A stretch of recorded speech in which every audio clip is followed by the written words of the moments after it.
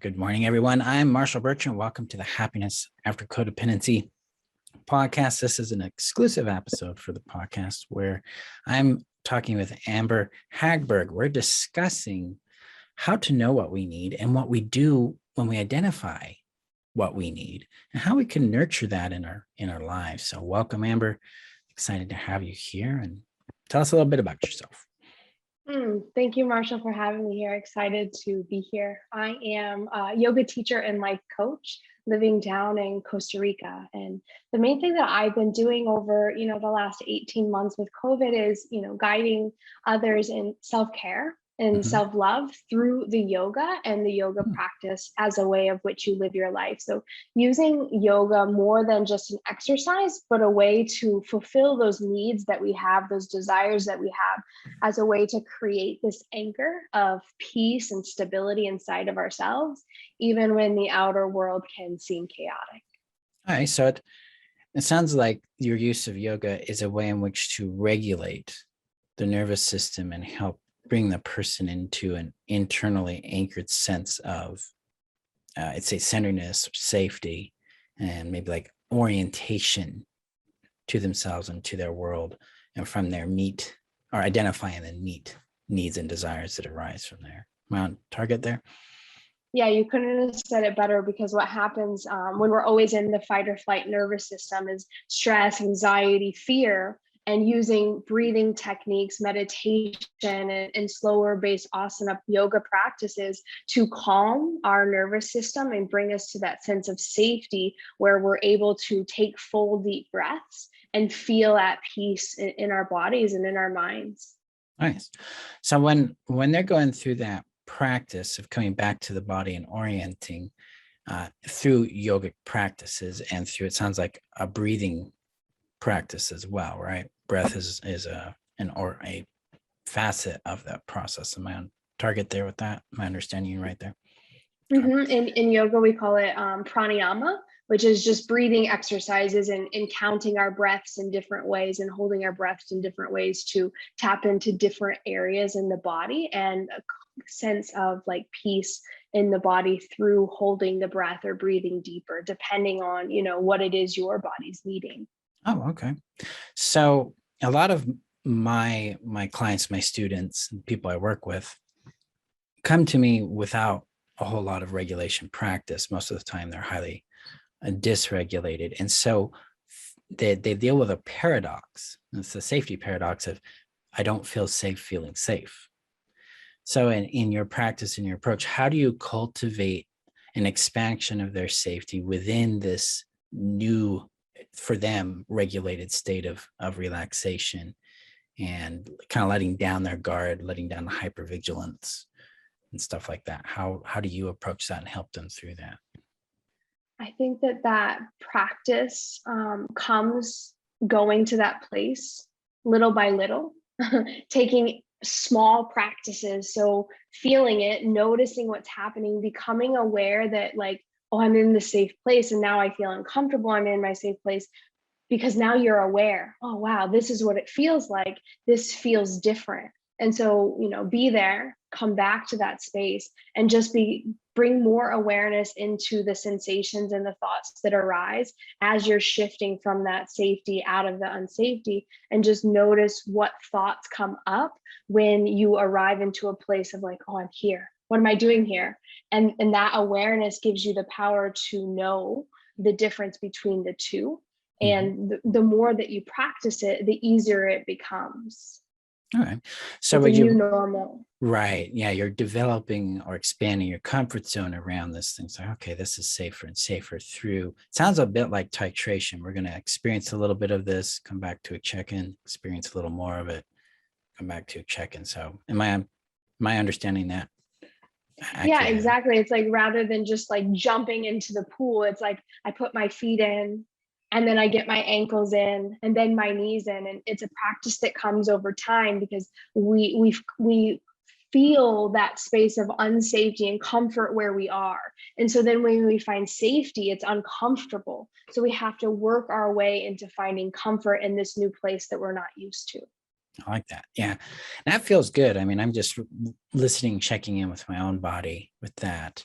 And it's like, yeah, it feels safe. It feels like I'm the one consenting to what occurs and how much of it occurs, and allowing for me, allowing the body to lead in that process. So yeah. Is that what you find with your students, your clients, when you're working with them, they discover something along those lines for themselves? Yeah, and I always say, like, start small, because if I Mhm. have my clients come and I'm like, "Hey, I want you to start meditating for an hour a day," they'll never talk to me again. But if I'm like, "Hey, let's do this together for 5 minutes," and I know sitting with yourself for 5 minutes can be a lot in the beginning, that's why we do it together. And then with time, it's like, "Oh, I made my way to 7 minutes and then 8 minutes." And before you know it, you can get up to 45 minutes or an hour, but you never just want to throw them in, because then they're not going to go back to that same space. So I think that once, if you try to just jump in, you can't go backwards. You're already in. But if you just one foot in, then the next foot in, you get to choose how quickly you go forward. And then you build that sense of trust with yourself that if your needs are not being met in this moment, you just take a couple steps back. Yeah, I like that because it's really about that boundaried sense of self and recognizing one's capacity and one's level of activation in it and allowing that to guide you. Okay, so another question, because you've mentioned needs, happiness, fulfillment, and those things. So when you work with a client and they're trying to figure out what a need is for them, because a lot of times I have a need, but we don't have any language, any verbiage to put to it. How do you help them identify what a need is and label it, give it a name, bring it into a verbal state for themselves? Yeah, good question. I think that when it comes to getting clear on what it is we need, it's first being able to ask ourselves the question, like, what do I need in this moment? Oftentimes, we will, for example, with my clients, they will be like, oh, I want a cookie. And then after that cookie, they realize they're not satisfied. And then they go to something else. And so it's like, oh, actually, what I was really needing was just to sit and be with myself, to feel that emotion rather than fill it with something. And so I think that we learn what it is that we need by, like, checking in. Okay, what do I need right now? We try something, we think that's what we needed, and then we realize, like, oh, actually, we weren't fulfilled. What I really needed was something else. And so I think that when we get to fulfilling our needs, it's asking ourselves the question, what do I need in this moment? And for example, like, I have my students always wake up in the morning and commit to a morning practice, something that they do for themselves every single day. And some days that might, like, look going on a walk. Other days it'll be to sit and meditate or to sit and journal, maybe get some movement in.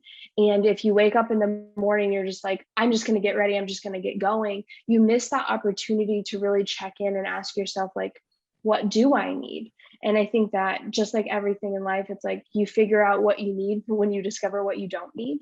And Mm-hmm. sometimes, like, just to ask the question, what do I need? You hold space for yourself to be like, oh, wow, what do I need? Because we're so busy fulfilling needs for everyone else that sometimes we forget to ask that important question to check in and see if there's anything I need. Right. Now, when they ask the question, are they analyzing for an answer? Because it sounds like part of it is a little bit of analysis. Like, okay, what do I need? Oh, I need a cookie. Go eat the cookie. And then this is where they get a somatic insight. Like the body's like, well, that was nice, but that's not what I'm looking for. That's what it sounds like is happening for them, is you're helping them sense in a little bit beyond their thinking, beyond like a reactive program that says, oh, what do I need? Cookies or chips or something. And then check in with that body and go, what's the body say? What do I feel here that is speaking to me? That's what it sounds like to me there. I'm hearing that correctly? Yeah, because the body tells us so much. It gives us so many signals. But if we're not asking what I need and checking in after we're fulfilling those needs, then we're not listening to the body signals. And I think that oftentimes we hear the body signal when it's screaming rather Right. than those, like, more subtle sensations, like, I just need to rest. I just need to take a few deep breaths. I just need to shut my phone off for a little while. But we hear it Mm, like, I'm starving. I need to go to the bathroom. I'm in so much pain. I can't fold forward, or whatever it may be. We know when the body speaks loud, so that when we ask the questions of what I need, like if it's I'm hungry, or I'm just got off of work, what do I need to do to unwind from my day? When we're able to ask those questions of what I need, it's so important to come back and check in with what the body's response to that action. yeah, yeah, I agree, because you make an excellent point. It's the body that's really talking. And it's like kind of our mind goes on a quest for some treasure. Like, well, we'll find the answer out here. The body's like, wait, it's me check in here.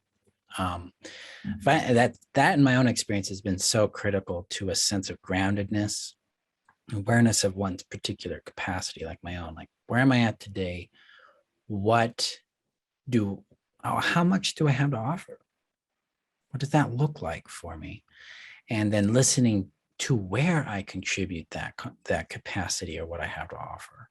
Because a lot of times we come into this arena from like a sense of performance. We have to earn something, right? We got to perform and perform and perform. So I like this because you're talking about slowing down, giving some space and time for you to hear yourself in that regard. I think that's really cool. So in this journey of discovering or hearing one's needs, how do you help people understand because sometimes people encounter needs they don't understand, or that really like scare them, like the need for connection, the need for belonging. They want a friendship, they want a relationship, and they get a lot of activation from that. It might have a legitimate trigger from a previous abuse situation, so there's a trauma talking. How do you help them navigate that need and their body's experience of that need? I think it comes from the ability to, like we were saying before, feel what the body is saying. I believe that our needs and our desires are there. They're meant for us. They're guiding us along the way. And if it's an uncomfortable situation, like I dealt with a lot of anxiety, social anxiety around being around people.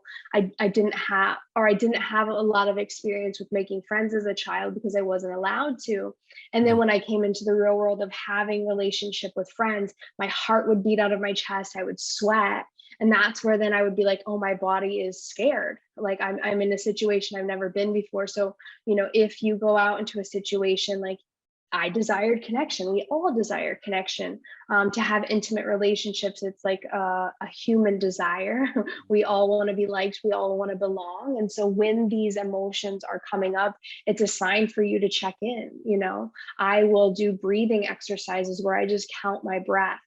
And I think that every single time we walk into those uncomfortable situations to step towards that desire or that need, it gets more and more comfortable over time. And you learn different ways to cope with those emotions. And the first thing is like giving yourself permission to feel that emotion Mm. after you've become aware of it. Because if we don't hold space for that emotion to be there, we just push it more and more down into the nervous system where it exists inside of us, and it gets bigger and bigger. Where I think the more space that we give it to be there and we witness it, the easier it gets for us to walk into those uncomfortable situations to meet our need and desire.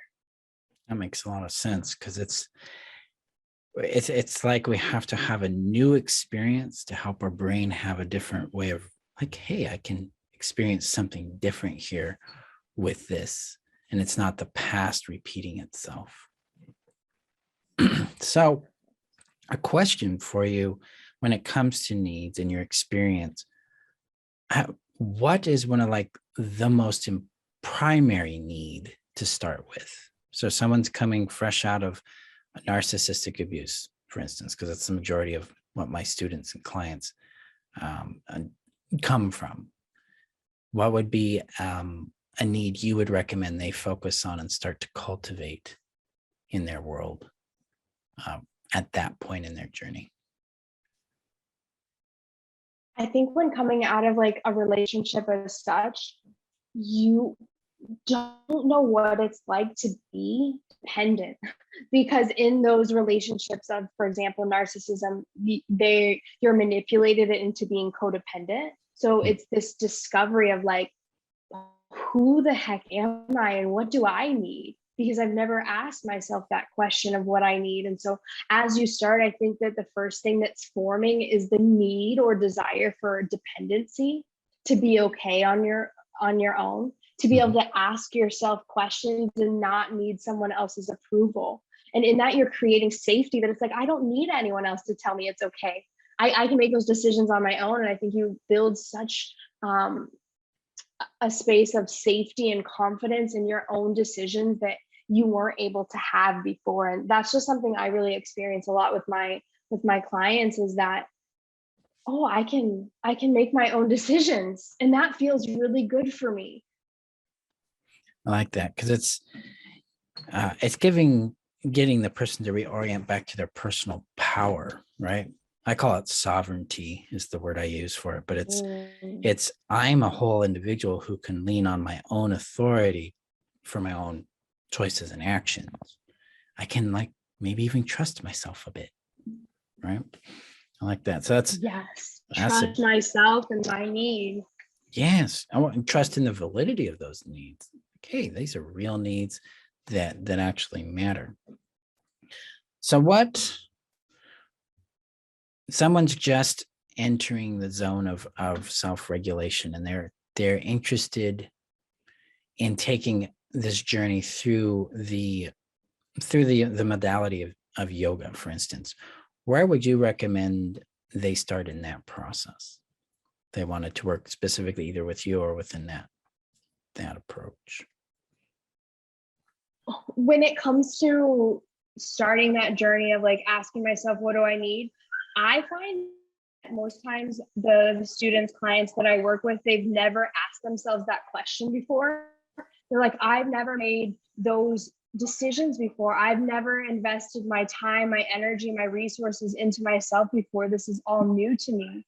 And the first thing that I have them do is create a daily practice, whether it's journaling, yoga, meditation, pranayama, one of the other different practices that I invite them into, to sit down and be with themselves in order to check in. What do I need today? And instead of being like, I should eat this for breakfast and should eat this at this time for lunch, it's like, you know, all the rules, quote unquote rules now. Now is your opportunity to break them, just being like, okay, what do I want to do today? So it's almost like the beginning is this rediscovery of like creating your own lifestyle based on what your body tells you.